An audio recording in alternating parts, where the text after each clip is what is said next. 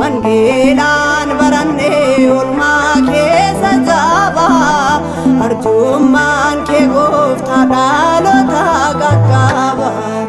Ulfinni kee guddaa abbaa hundaa hundumaa irratti aangoo qabda. Yesuus Kiristoos oolmaa nurraa qabda.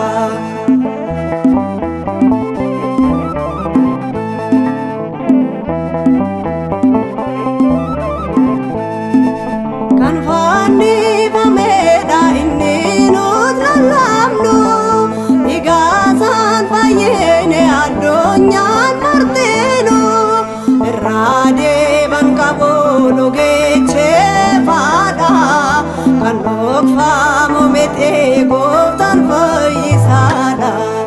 Ulfinni kee guddaa abbaa hundaa hundumaa irratti aangoo qabda.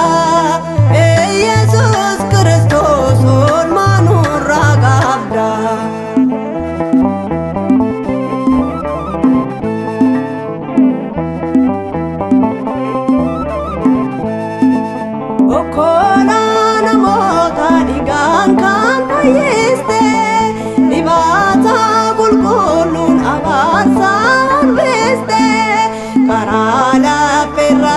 Jalalaan wajjite sagalee keetiin tokkichaan fayyiste.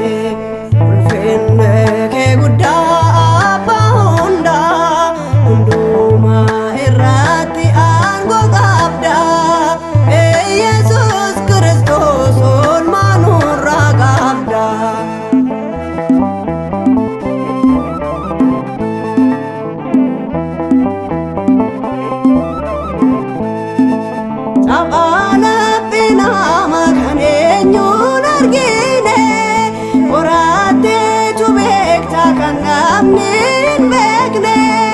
Arsiniin tumurru oolmaa kee